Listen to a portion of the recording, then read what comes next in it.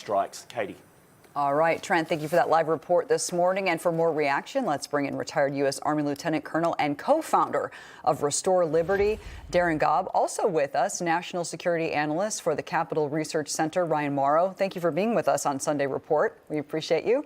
Colonel Gobb, I want to start with you. What does the toppling of the Assad regime mean for Syria? That's a big question. And how will Assad's fall from power impact stability in the region?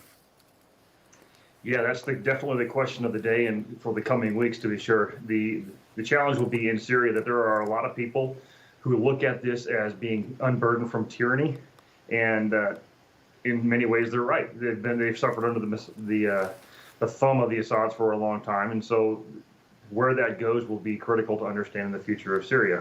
The struggle for power within the country itself, who takes predominance, does it split into multiple different sectors across the country? That is too early to tell, but there is a risk here that it could actually get worse than what it was before. But for now, the people are seeing a chance for freedom. But who's watching this closely and should be watching this closely is the regime in Tehran, because they used to control Syria, but because of their actions in their attacks against Israel, the weakness they've demonstrated, their ineffectiveness in attacking Israel, and their inability to control the things they used to be able to control throughout the Middle East, is in question now, and puts the mullahs and that despotic regime in Tehran on alert. And that's the next thing we need to be watching closely. Yeah, I'm going to ask you a quick follow-up, Colonel, before I get to Ryan. This group, HTS, tell me a little bit about your knowledge of that group and kind of who they are and what you might expect to come from them. HTS, if you were to put it in a language that people in America understand clearly, would be an Al-Qaeda affiliate who acts a lot like them.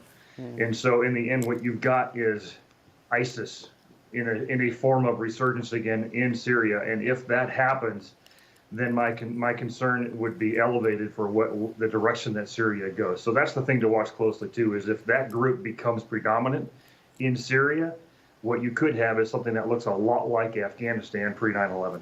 Yeah, it's really valuable to have us on the air, have you on the air with us this morning, Colonel, to talk about that. Ryan, we watched Taliban insurgents seize power in Afghanistan back in 2021, bringing the country back under the rule of religious extremists there.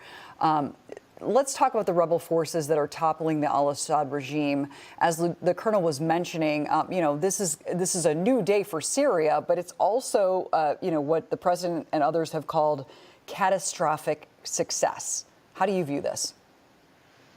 Sure, it's a very risky success. Strategically, I think it's undoubtedly a gain for Israel, the United States, and the good guys, because you're taking what was a nation-state threat that was essentially part of Iran, and in the worst-case scenario, changing it from Iran to something more like Somalia on Israel's border, where you have a bunch of different militant groups preoccupied with fighting each other as opposed to fighting the Israelis.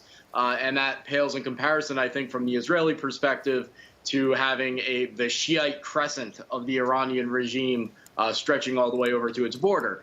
But that also, this new environment, though, does present many challenges. For example, just as was mentioned, HTS is essentially Al-Qaeda. I mean, the reason that they're not Al-Qaeda is just because so many Syrian groups didn't like Al-Qaeda and wouldn't work with them, so they said, okay, fine, we're not Al-Qaeda. And then that they're able to build this coalition and get more popularity. So this is Al-Qaeda with social skills, basically. But that's the group that's getting the most attention because they're obviously leading the fight, leading the way into Damascus. But there are many, many rebel groups. In the south, there's a certain coalition that includes over a dozen groups that have worked with the Israelis.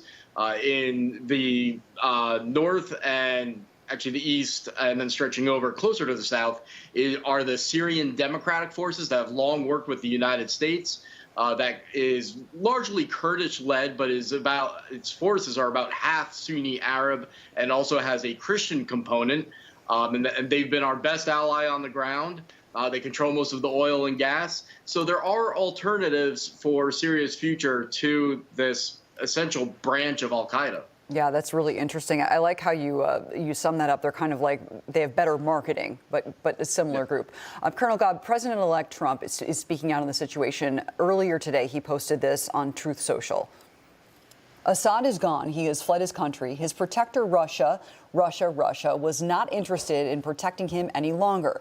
Trump also posted on Truth Social yesterday saying the following: Syria is a mess, but it is not our friend, and the United States should have nothing to do with it. This is not our fight. Let it play out. Do not get involved! Exclamation point at the end of that. How do you see the incoming Trump administration dealing with the chaotic situation there? You know, and Ryan alluded to this, but we have been backing a secular group in Syria for some time now. What do you think the president needs to do, or maybe not do, when he comes into office very soon?